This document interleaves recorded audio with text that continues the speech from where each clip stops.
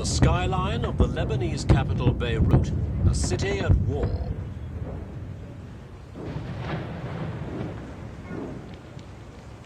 In just 10 days during October, Syrian mortars and artillery fired tens of thousands of shells into the Christian areas of East Beirut.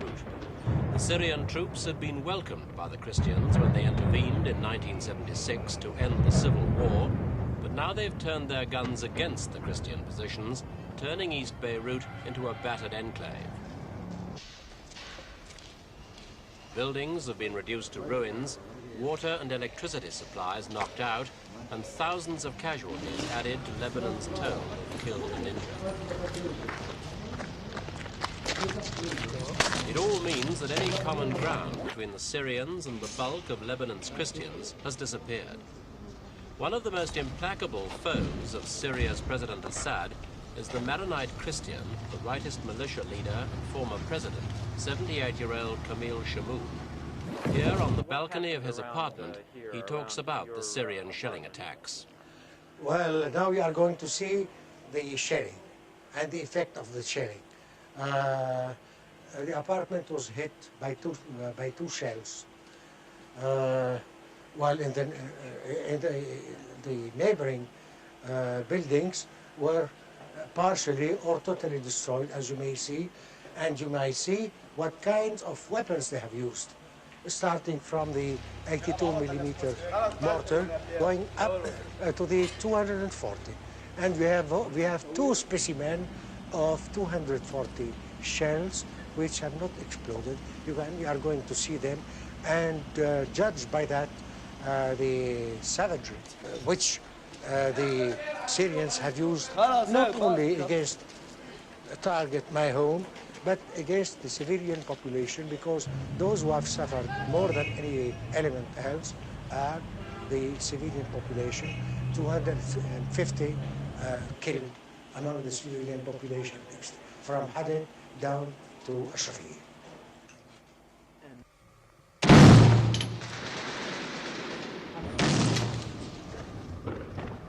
The Christian militia in the city, numbering about 3,500, were determined to fight on amid the ruins. They fought Muslim leftists and Palestinians in the civil war. Now they face the Syrians, who form the backbone of the Arab deterrent force. Officially, the Syrians are acting in the name of the Lebanese government and with the backing of most Arab states. But tell that to Beirut's beleaguered Christians and you'd get a rude reply. With courage. As gunfire echoed all around, one of the Christian militiamen found a moment to give us his view.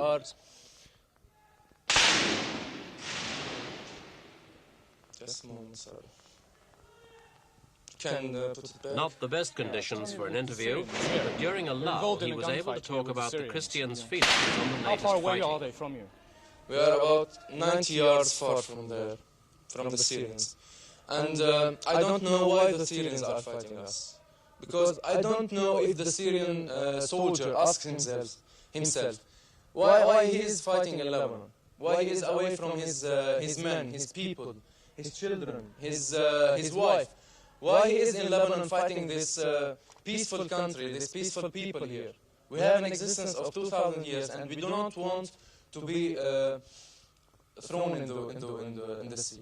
We want to live here and to live in peace and to be in peace with everyone. But we want our own liberty, our own existence, our own entity. Thank you. In mid-October came a breakthrough of sorts. The twin bridges at Karantina, leading out of the Christian enclave to Christian towns in the north, were vacated by Syrian troops and handed over to Saudi Arabian forces. The Saudis, together with contingents from other Arab states, are acting like the Syrians were in the name of the Arab League peacekeeping force. But it was still a positive move towards ending the war of attrition, sidestepping the deep mistrust and enmity between Christians and Syrians. At last, civilians were able to leave relative safety. Most of them heading to the Christian port of Junia, where refugees can leave by boat. The Saudis also took over other strategic points around the city, and their presence helped to establish a reasonably successful ceasefire. The flag of the Maronite militia still flies in the Christian Ashrafiyeh district, where the militiamen carry their weapons everywhere they go. This is their territory, their home, and they're determined never to leave.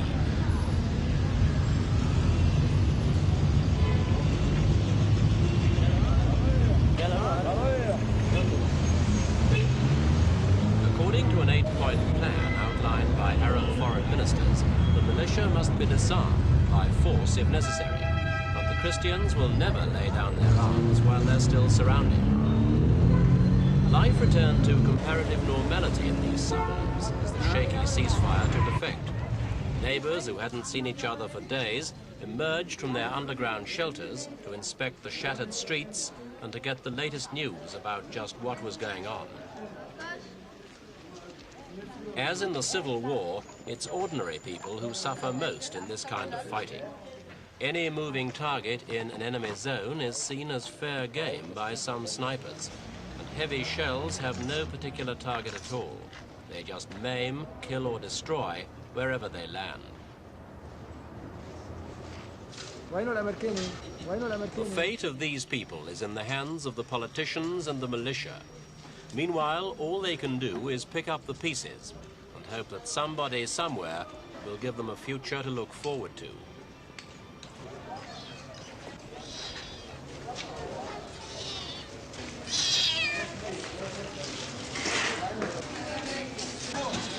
On the military and political side, these people are represented by the various Christian parties and militia groups and their leaders, who include veterans Camille Chamoun and Pierre Gemayel. As a final resort, they were allegedly planning a partition of the country to set up a Maronite state along the Syrian border with Israeli backing.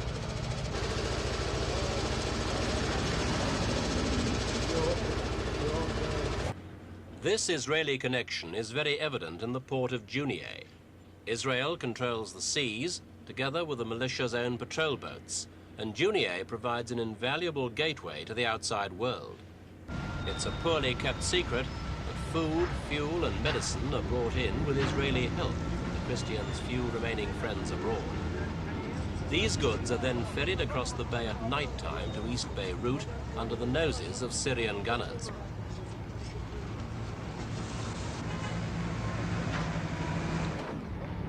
Night-time, too, is the time when casualties are brought out of the city, where the hospitals have suffered as badly as other buildings from shelling attacks. There were said to be more dead than injured at one period. Because proper treatment wasn't available, many people just died of their wounds.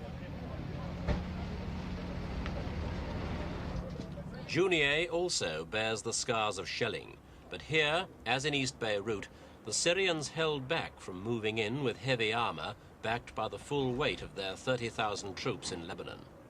Involved in peace talks with Egypt, Israel was prepared to ignore the Syrian bombardments.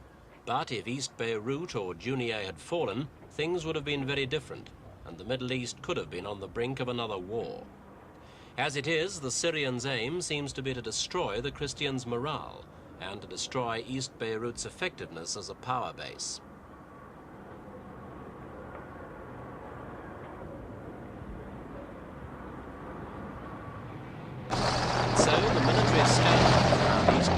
Continues. The Syrians say they only want to end the fighting. The Christians and Palestinians still have their arms, and the Lebanese government forces are too weak to take over. The commander-in-chief of the Christian forces, Bashir Gemayel, son of Pierre, left no doubt that he expects nothing to come out of the latest ceasefire agreement. If we want to speak about the number of ceasefires, we can say that until now, between the Syrians and the Palestinians, we have been signing more than 300 ceasefire. We are not too much optimistic about that, and this morning we have had 10 people who were killed on the bridge of Quarantina. They were sniped by the Syrians, and this doesn't mean that the ceasefire is respected. And on the other hand, We know that the Syrians now, when they were shelling 5,000 shells per day, they need now a kind of ceasefire or to calm down a little bit the fire in order to bring more ammunitions and new stocks, mainly to their artillery. We understand that it's the Security Council at the unanimity who have decided to ask for the ceasefire, but we know that usually when a decision is taken at the unanimity, it doesn't mean that it's too much important, otherwise no unanimity can be done. And with the Syrians, we cannot expect their parole and their word to respect any agreement. How long do you think the Christian population in Beirut can hold out against the Syrian encirclement? Well, don't ask this question, because we refuse it and we reject it. We are here and we will live here and we will resist as long as we need and as long as it's required for our own survival in Lebanon. We don't have the choice. We have the sea behind us and we have the Syrians inside our towns and our villages. We don't have the choice but to resist. So what will be the end?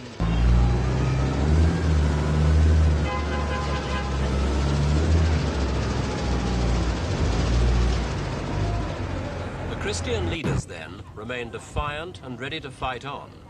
With the civilians, though, it's a different picture. It's estimated that their casualties have been 20 times greater than their own militias.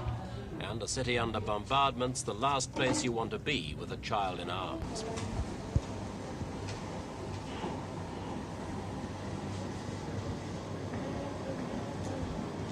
About 300,000 Maronites have become refugees. Their homes, schools and businesses have been destroyed. Seeing their plight, it's easy to forget that during the civil war, it was their protectors, the rightist militia, who destroyed the Palestinian refugee camp of Tel al-Zatar on the outskirts of the capital and who drove Muslims from their homes. Given the chance, with the Quarantina bridges open again, more and more of the remaining civilians are loading up their belongings and heading out of the city. The fighting's left them exhausted, hungry and frightened. They've simply had enough, and their hope now is to join friends and relatives who've already fled, perhaps in Cyprus, Athens and other places around Europe, or as far away as Canada and Australia. Their homes and lives are in ruins, so for them the war is over. There's nothing to stay on for.